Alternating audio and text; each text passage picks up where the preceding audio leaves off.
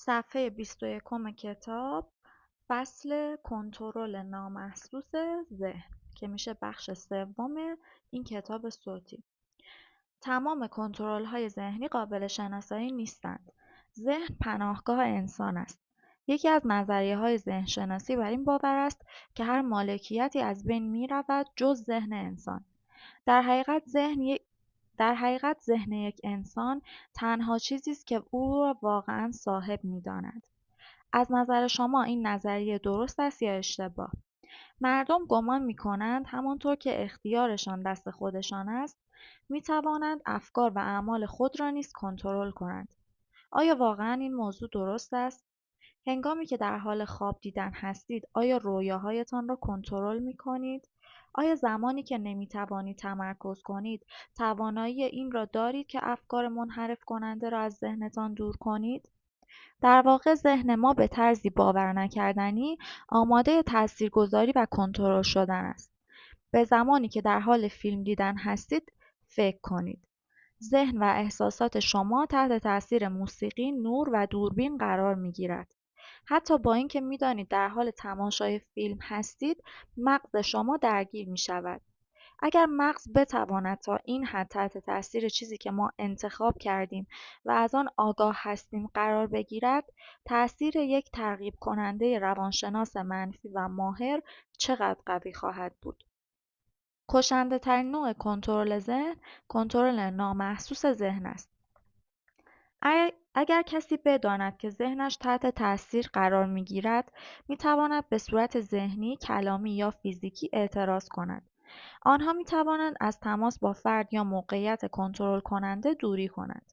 بسیاری از مردم با اولین نشانه از فرد خطرناکی که سعی دارد به درون مغز آنها نفوذ کند فاصله می‌گیرند. اگر آنها نتوانند کنترل کننده ذهن خود را بشناسند، متقاعد کننده مانند بمبی مخفی عمل می‌کند و قربانی نمی‌تواند به موقع از خودش دفاع کند. برای تسلط بر ذهن دو روش وجود دارد: تعاملات بین‌فردی و استفاده از رسانه. در قدیم کنترل ذهن رسانه‌ای فقط از طریق شرکت‌های بزرگ امکان پذیر بود و کنترل‌های ذهنی بین افراد انجام می‌شد. امروزه همه چیز تغییر کرده است. لپتاپ‌ها و تلفن‌های هوشمند قدرت کنترل ذهن رسانه‌ای را در اختیار هر سوءاستفاده‌گری قرار داده‌اند. قبل از اینکه در مورد تاکتیک‌های کنترل نامحسوس ذهن یاد بگیریم، باید درباره ترغیب کنندگان منفی که از این روش‌ها استفاده می‌کنند بدانیم. کنترل کنندگان نامحسوس ذهن مانند تمام ترغیب کنندگان روانشناسی تاریک، تمایل دارند به نفع خودشان بر دیگران تأثیر بگذارند. با این حال کنترل کننده های نامحسوس ذهن ترسوتر و منطقی‌تر از سایر سوءاستفادهگران هستند. آنها معمولاً پس از بررسی دقیق شرایط عمل می‌کنند. کنترل کسی که او را نمی‌شناسید کار ساده‌ای نیست. به همین دلیل کنترل کننده های ذهن افرادی صبور و حیله‌گر هستند. همچنین آنها از شناخته شدن می‌ترسند و تا حد امکان روش‌های خود را پنهان می‌کنند. آنها مانند عروسک گردان‌های پنهانی هستند که ریسمان قربانیان خود را از پشت پرده می‌کشند. تیتر: تکنیک‌های کنترل نامحسوس ذهن. بیایید روش‌های خاصی را که سوءاستفاده‌گران برای کنترل ذهن قربانی استفاده می‌کنند بررسی کنیم. تکنیک‌های بین‌فردی و تکنیک‌های رسانه‌ای. به منظور چگونگی استفاده از این تکنیک‌ها در مقیاس فردی یا جمعی نمونه‌هایی ارائه خواهیم داد. تیتر: پیدا کردن افراد متزلزل. یکی از اولین و مهمترین اصول کنترل نامحسوس ذهن این است که قربانی پیدا کنند که آماده پذیرش باشد. از نظر علمی و هم از نظر تجربی ثابت شده است افرادی که در خودشان احساس نیاز می کنند نسبت به کسانی که احساس راحتی و رضایت دارند بیشتر آماده کنترل شدن هستند. این مسئله می تواند از هدفی کوچک مانند احساس تشنگی و یا هدف روانی بزرگی مثل هوس و عشق و محبت متغیر باشد. کسی را در نظر بگیرید که در میان جمعیت به دنبال شخص دیگری می‌گردد. او تمام افراد را فیلتر می‌کند و به سمت هدفش می‌رود. مغز نیز مشابه عمل می‌کند. اگر نیاز فردی مشخص شود، حتی اگر شخص از وجود کنترل کننده بی اطلاع باشد، به سمت آن سوق پیدا می‌کند. بهترین کنترل کننده های ذهن اهداف قربانی را متوجه می‌شوند و با در نظر گرفتن آنها از قربانی سوء استفاده می‌کنند.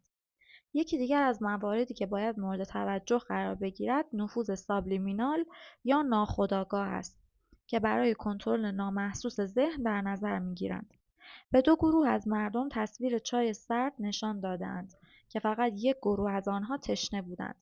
هنگامی که به افراد تشنه فرصت خرید نوشیدنی داده شد، تعداد زیادی چای سرد خریداری کردند. شواهد نشان می‌دهد که وقتی فردی ناامید است، با کمال میل پیشنهادات را می‌پذیرد. چگونه این اصل بر روی افراد عمل می‌کند؟ اگر کنترل کننده ذهن قربانی را پیدا کند که به شدت در خود احساس نیاز می‌کند، سوءاستفاده‌گر به راحتی می‌تواند ذهن او را تحت کنترل بگیرد. به عنوان مثال، اگر قربانی به تازگی از یک رابطه عاشقانه جدا شده باشد، احتمالاً روح و روان او ضعیف شده است. کنترل کننده ذهن قربانی را تحت تاثیر قرار می‌دهد و خود را ناجی نشان می‌دهد، در حالی که در واقعیت او یک ویرانگر است. کنترل کننده‌ها معمولاً طبق نیازشان، اعم از نیاز مالی، نیاز وابستگی، نیاز به همراهی و غیره عمل می‌کنند. سوءاستفادهگر با تجربه می‌تواند افراد آسیب‌پذیر را هدف قرار دهد. سوءاستفاده می‌تواند مالی یا جنسی باشد. آنها ممکن است به دنبال فرقه یا جنبش افراطی ایدئولوژیک باشند و یا فقط با قربانی برای لذت سادیستی خود بازی کنند. تیتر: محدود کردن انتخاب. فرم کلامی کنترل نامحسوس ذهن محدود کردن انتخاب است که شکل ظریفی از روانشناسی تاریک است. زیرا اگر قربانی مشکوک شود، خود را کامل در اختیار سوءاستفادهگر قرار نمی‌دهد. کلید موفقیت این است که هر انتخابی را که قربانی در موقعیت‌های خاص با آن روبرو می‌شود از بین ببرد و همچنان توهم این را داشته باشد که در تمام مدت قربانی را تحت کنترل داشته است. محدودیت انتخاب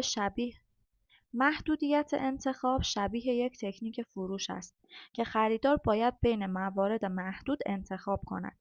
ما برای درک بیشتر این موضوع مثال خواهیم زد و به وضوح فردی را که از نظر روانی عادی رفتار می‌کند و همچنین تعقیب کننده منفی را که به قیمت از دست دادن دیگران فقط به دنبال رسیدن به هدفش است بررسی می‌کنیم. برخی سوالها به راحتی می‌تواند جواب منفی داشته باشد. معمولاً افرادی که با اصول تاریک روانشناسی آشنا نیستند این گونه برخورد می‌کنند. در عین حال کسی که می‌داند چگونه ذهن یک نفر را به صورت نامحسوس کنترل کند، با این داستان بسیار متفاوت برخورد می‌کند. آنها با اطمینان و آرامش قربانی را جذب خود می‌کنند. او را می‌خندانند و رفتاری می‌کنند که باعث می‌شود قربانی گارد خود را پایین بیاورد.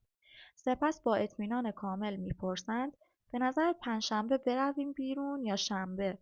این روش انتخاب محدودی را به قربانی ارائه می‌دهد و به دلیل حالت روانی که کنترل کننده به وجود آورده است، قربانی تقریباً انتخابش را به گزینه پنجشنبه و شنبه محدود می‌کند و هرگز پاسخ نه نمی‌دهد. این تکنیک جنبه موذیانه‌ای دارد و برخلاف دیگر شکل‌های کنترل ذهن، هیچ مدرک ملموسی برای رو شدن دست کنترلگر وجود ندارد. اگر قربانی محدودیت انتخاب‌های سوءاستفادهگر را قبول نکند، او می‌تواند به دو روش پاسخ دهد: انکار یا چارچوب‌بندی مجدد. انکار به سوءاستفادهگر راه فرار می‌دهد تا به قربانی نشان دهد که انتخاب محدودی پیش روی او نگذاشته است و اینکه قربانی اشتباه می‌کند و یا بیش از حد نگران است. چارچوب‌بندی مجدد نیز می‌تواند به سوءاستفادهگر اجازه دهد تا با گفتن چیزی مانند من می‌توانم قربانی را تحت کنترل بگیرد و به او القا کند که در تحلیل حرف‌هایش زیاده‌روی می‌کند و یا رفتارش باعث شده که قربانی فکر کند قرار است صدمه ببیند و دیگر با او صحبت نکند. انکار و چارچوب مجدد برنامه‌های فرار اضطراری مؤثر برای سوءاستفادهگری است که گرفتار شده است. تیتر: کنترل ذهن از طریق رسانه و تصویر. حواس پنجگانه همانطور که راهنمای ما در زندگی هستند، می توانند دشمن و خائن نیز باشند. حس بینایی ما و نواحی بصری مغز بسیار قدرتمند هستند. ما تقریبا همیشه رویای تصویری داریم و معمولا تصویر شخصی که در رویا می بینیم به یاد می آوریم. حتی اگر در بیداری هیچ حسی نسبت به او نداشته باشیم، آن شخص را در رویا همراه با حس‌هایی که برای ما تداعی می‌کند می‌بینیم. این موضوع باعث می‌شود که تصویرسازی بصری به تکنیک قدرتمندی برای کنترل ذهن تبدیل شود. تولید رسانه در قدیم توسط شرکت‌ها و مؤسسات انجام می‌شد. سوءاستفاده‌گران توانستند در کنترل بصری و ناخودآگاه ذهن پیشقدم باشند. به عنوان مثال، تصویر چند ثانیه‌ای تبلیغ یک محصول و یا فیلمی را که شخص نقش بیگناهی را دارد در نظر بگیرید. این تصاویر می‌تواند به راحتی کنترل احساسات بیننده را در دست بگیرد. این روش اخیراً در انتخابات ریاست‌جمهوری قرن 21 مورد استفاده قرار گرفته است. موضوع نگران کننده این است که چنین تکنیک‌هایی تصویرسازی تاثیرگذار و ویران کننده‌ای در دست سوءاستفاده‌گران شخصی است. حتی بدتر از آن، چنین تکنیک‌هایی می‌توانند برای یک قربانی خاص طراحی شوند. اگر قربانی ترس یا تنفر از چیزی داشته باشد و سوءاستفاده‌گر این را بداند، به طور نامحسوس و بدون اینکه او مطلع باشد از تصاویر آنها برای تحریف احساساتش استفاده می‌کند. بیایید به مثالی درباره کنترل ذهن از طریق تصویرسازی اشاره کنیم. ما در عصر گوشی‌های هوشمند زندگی می‌کنیم. از همه چیز می‌توان با لمس صفحه نمایش به راحتی و با کیفیت بالا فیلم گرفت و با سرعتی فوق‌العاده برای شخص دیگری ارسال کرد. بنابراین کنترل کنندگان با فناوری پیشرفته می‌توانند به تصاویر ترسناک اشاره کنند. برای مثال،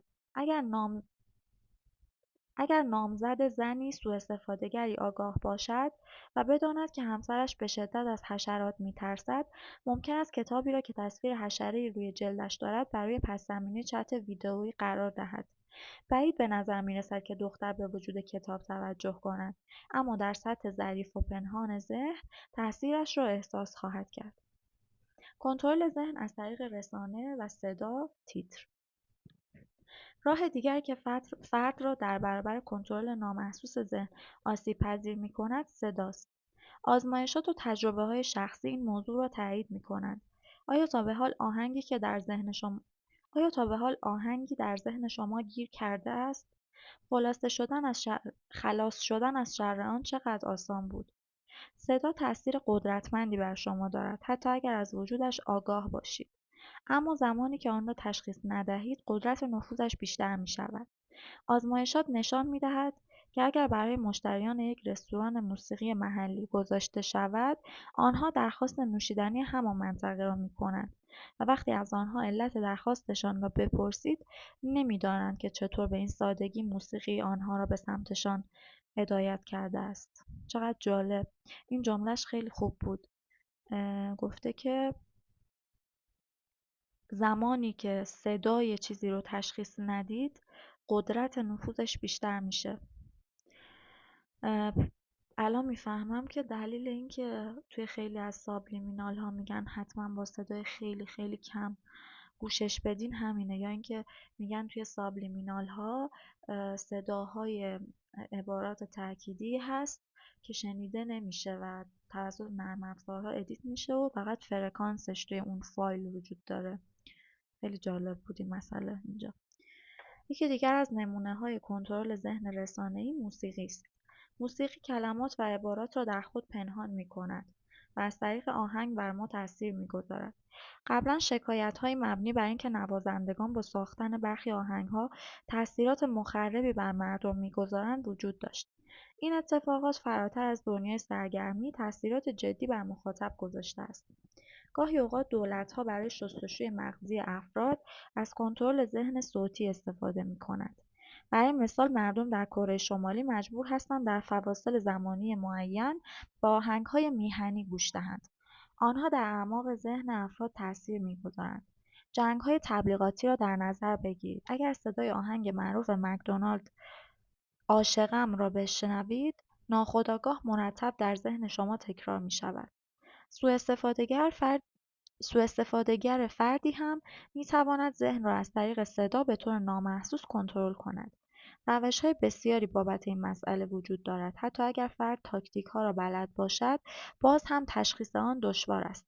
به همین علت ماهیتش پنهان می‌ماند. یکی از وحشتناکترین شکل‌های کنترل ذهن از طریق صدا، تاثیرگذاری ناخودآگاه هنگام خواب است. آیا تا به حال سی‌دی‌هایی را دیده‌اید که هنگام خواب برای ترک سیگار گوش می‌کنند؟ کنترل‌کننده ماهر از چنین ایده‌هایی استفاده می‌کند. هنگامی که قربانی شرایط خوبی ندارد و فکر می‌کند با خوابیدن کاملا از آسیب دیدن دور است، سوءاستفادهگر از این فرصت استفاده می‌کند و دستورات منفی و فریبکارانه‌اش را به قربانی گوشزد می‌کند و ثبت می‌کند تا در مغز قربانی بنشیند. شکل دیگر کنترل ذهن شنوایی، نقاب زدن به کلمات با صداهای مشابه است. آیا تا به حال فیلم روانی آمریکایی را دیده‌اید؟